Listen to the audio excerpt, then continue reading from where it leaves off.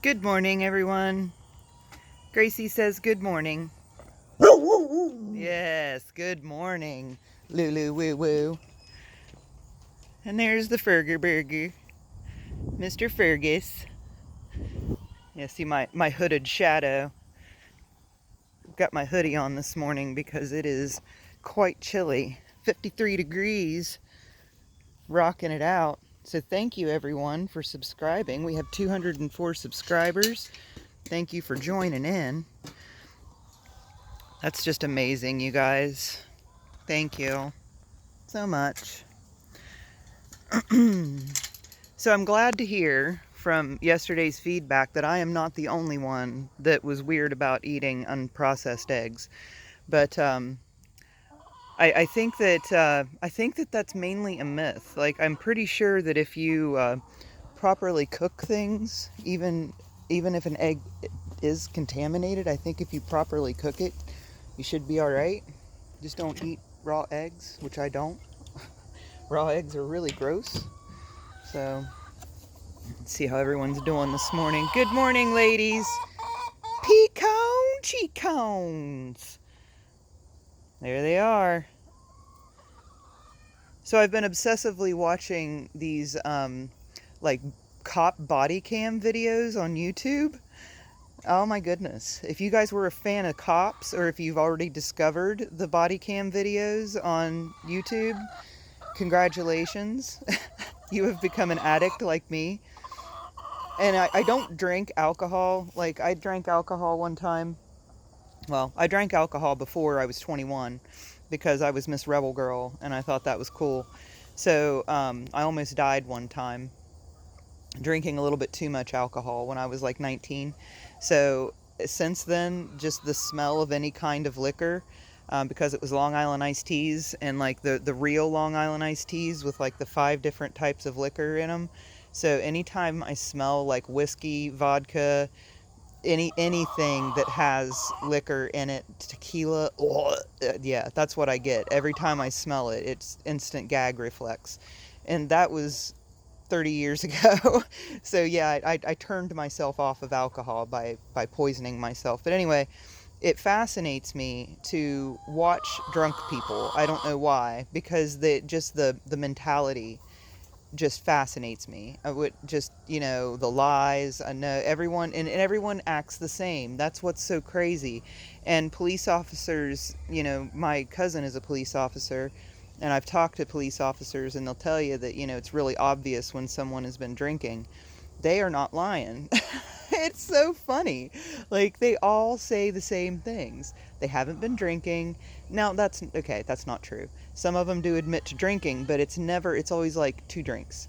2 drinks, because they think that that's okay, I guess. That if they have 2 drinks, they're fine. No. No. I mean, another question for the audience. Does anybody actually do that? Does anybody drink and drive? I've never... I don't think I've done that. I remember being in a bar parking lot one time, and this gentleman following me out to my vehicle and insisting that he give me his phone number.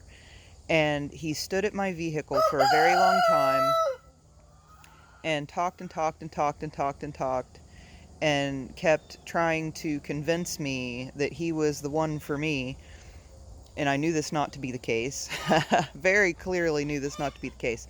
But after he walked away from my vehicle, the police, I guess, were watching us, and they thought that we were, like, doing a drug deal, I guess. And so they stopped me. They didn't do, like, a field sobriety test or anything, but we were, like, right outside of a bar.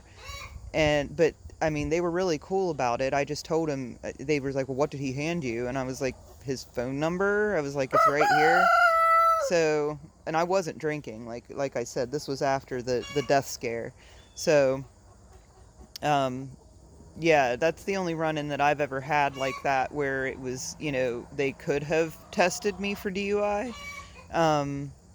But yeah, I just can't believe the number of people that actually drink and drive. That's the thing that just blows my mind. And those are just the ones they catch, so I know that it's the instances of people driving under the influence or driving under the intoxicated or under the influence of drugs is probably pretty high, considering the number of people they catch. So I just didn't realize, I guess not being a drinker, I didn't realize that it was that common. So now all of the billboards and the public service announcements and the radio ads and all that stuff makes sense. Because just yesterday morning, apparently, right down at the bottom of my hill, we have a Sizzler Steakhouse at the bottom of the hill. Very expensive. Don't go there. Anyway, very subpar too. It's not worth the money they ask for that crap. But anyway, right down here at the bottom of my hill, someone was killed by a DUI driver. So it was like 6 something in the morning. It was like 6:24 in the morning, and the girl went left of center, crashed into this woman. There was 2 women in the front seat and a juvenile in the back. The driver was killed. Passenger was injured severely. The person in the back seat was fine, minor injuries. The driver who caused the accident was fine, of course. Isn't that the way it always goes? But so yeah, just yesterday morning someone passed away, like seriously yards from my house. So that's really, man, that sucks. That's so preventable. I don't get it. So yeah, don't drink and drive, guys. Not even a little bit. Don't do it. It's not good. But yeah, so I'm fascinated with the body cam videos right now. If anybody else has found this wonder on YouTube, let me know, because I watch, let's see, what is it? I think it's Code Blue cams, and then there's one called Real Body Cams, and then there's one called Karen Cam. That's really funny, the Karen Cams. I just discovered that one, so that one is pretty funny. But there's some that are, I don't know, I think some of them are staged, so you gotta kind of weave your way through the good ones. But yeah, lots of fun to be had there. Yeah, that's how we pass our time, I guess. Chickens are doing well. I think we got like 10 eggs yesterday. Good times. 10 whole eggs. And another thing that I would like to talk about is, like, okay, we talked about Oliver Anthony, right? Chris Lunsford. I hate that everyone calls him Oliver Anthony because that's not his name. But anyway, we were talking about him like maybe like last week sometime, I think. I was going on about it. And he's got this big controversy going now. Hello, Felicity. Because he decided to cancel one of his shows, right? Because he had hired someone that was a friend to be his booking agent. And he booked this show at this venue, and the tickets were going to be like $95 for the cheapest seat. And Chris did not like that, so he canceled the show. So there's been this big controversy about that, right? Well, I think he did the right thing.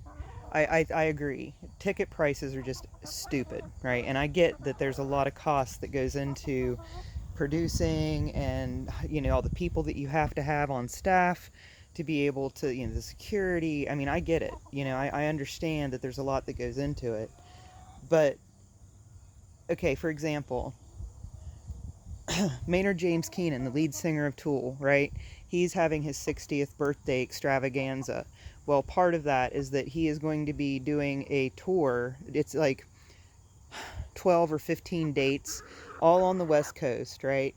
He's going to be doing, because Maynard James Keenan, the lead singer of Tool, has 2 other bands that he is a part of, A Perfect Circle and Pucifer. Well, Pucifer and A Perfect Circle, along with Primus, another one of my absolute favorite bands. These are all in my top 10, right?